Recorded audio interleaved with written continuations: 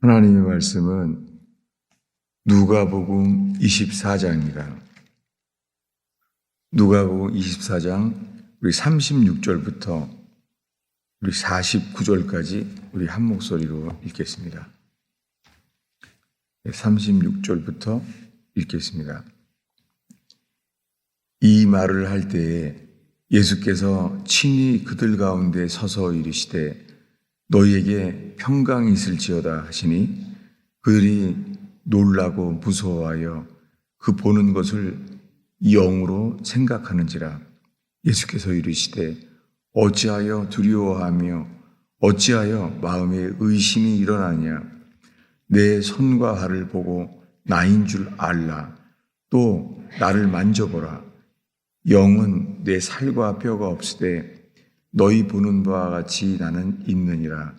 이 말씀을 하시고 손과 발을 보이시니 그들이 너무 기쁨으로 아직도 믿지 못하고 놀랍게 여길 때에 이르시되 여기 무슨 먹을 것이 있느냐 하시니 이에 구운 생선 한 토막을 드리니 받으사 그 앞에서 잡수시더라.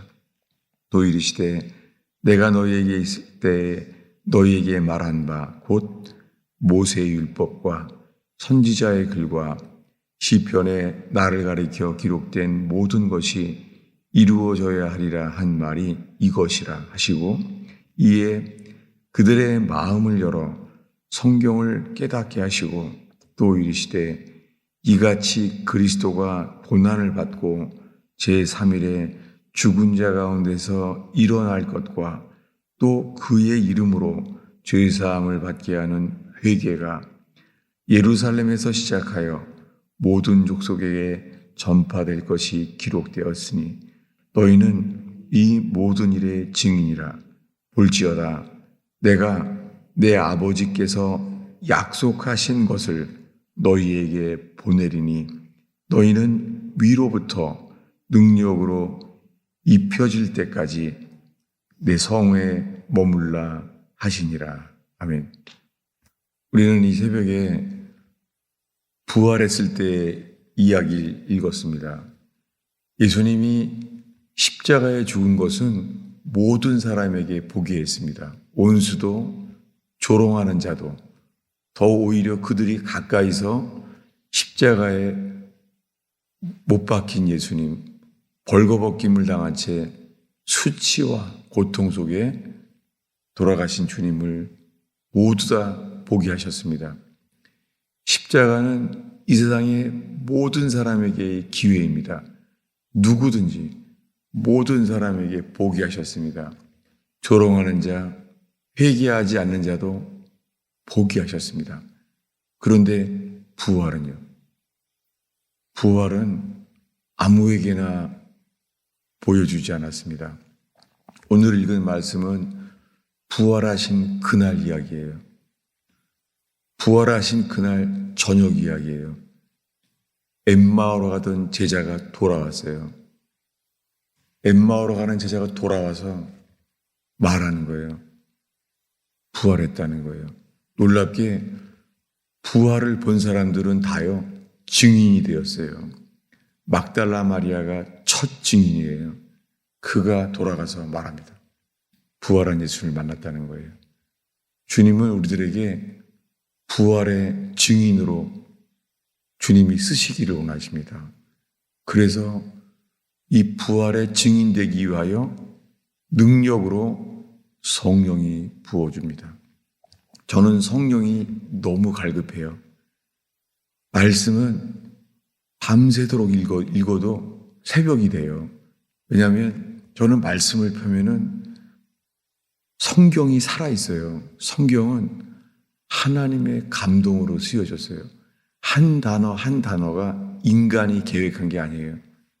저는 그 은혜 가운데 있어요. 그래서 늘 말씀은 하나님의 말씀이 양식이 돼요. 그런데 이제는 갈급해요. 목말라요. 저는 말씀의 힘으로 살아왔습니다. 그런데 목말라요. 교인들에게도 그럴 거라 생각해요. 떡을 먹으면 목마르잖아요. 그것처럼 말씀을 먹어도 목마른 거예요. 그런데 부활 생명, 이 부활 생명을 통하여 낙심했던 그들이 일어났습니다. 새벽부터 외치기 시작했습니다. 부활을 본 사람들은 다 외쳤어요. 막달라 마리아, 지금 읽은 엠마오로 가는 두 제자, 그들이 외쳤어요. 부활했다는 거예요.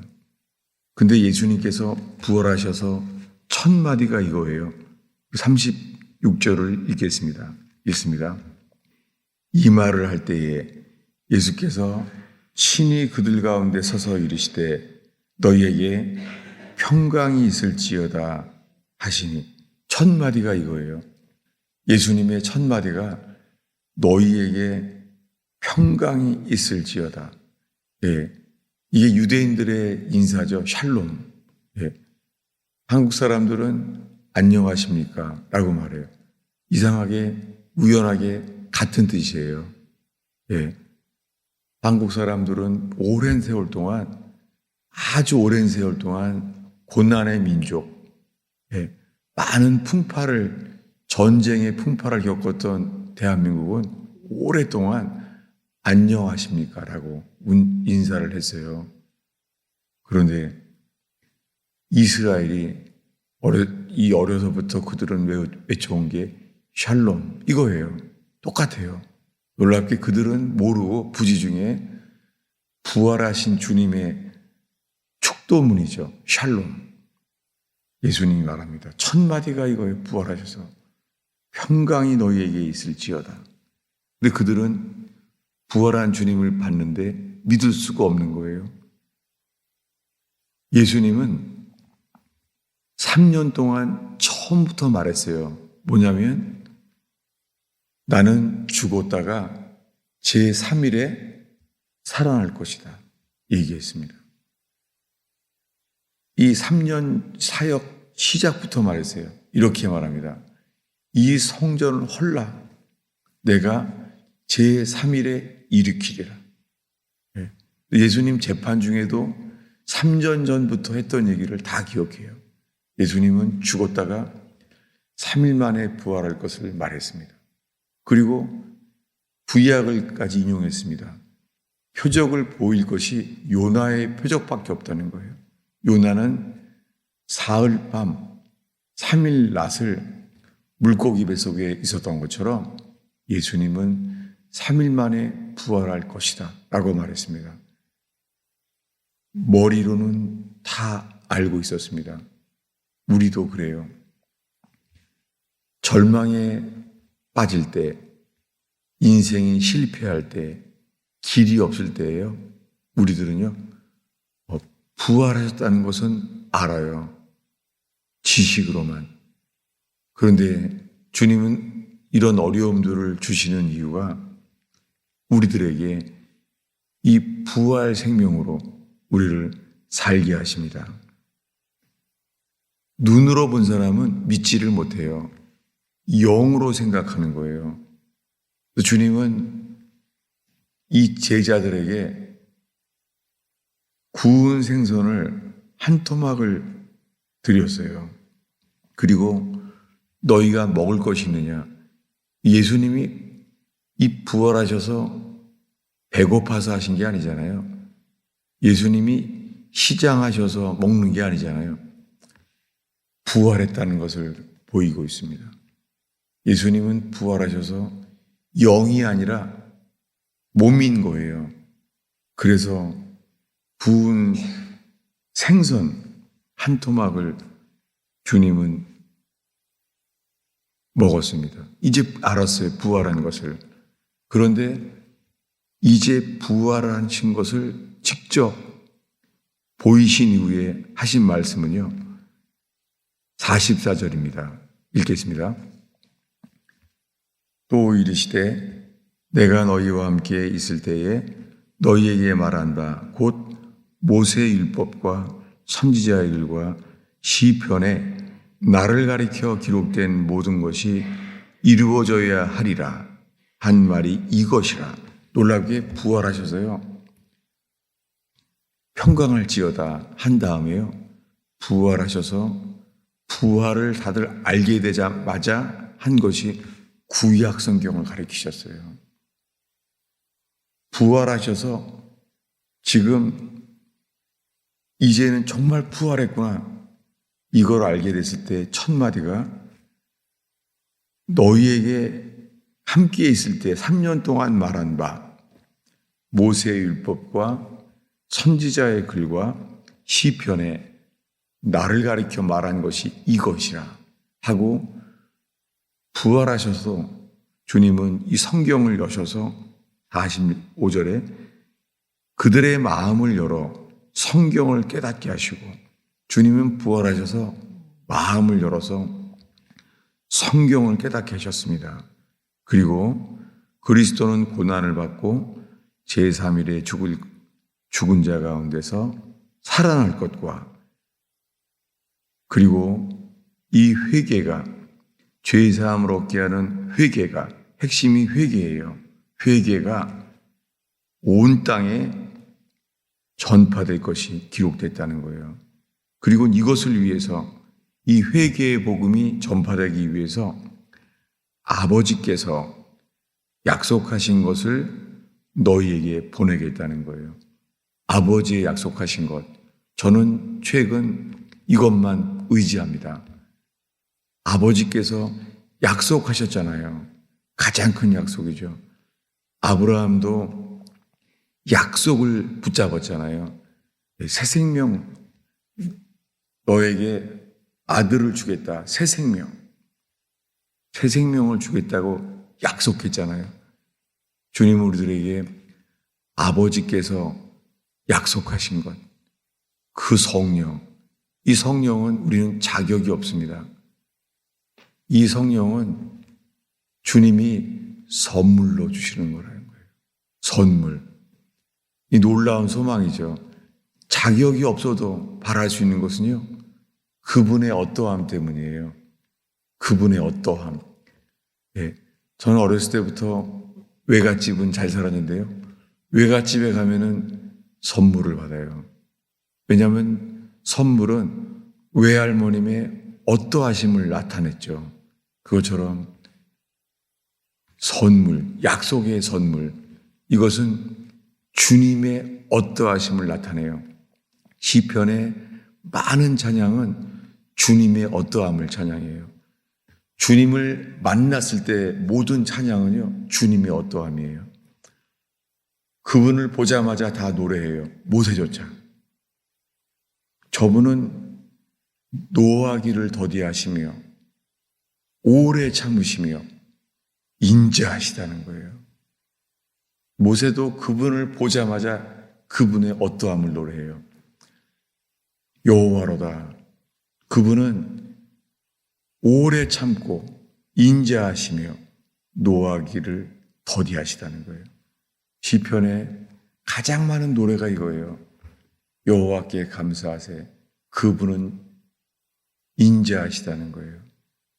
그런데 부활하셔서 오늘 평안할지어다. 너희에게 평강이 있을지어다. 부활하셔서 말했습니다.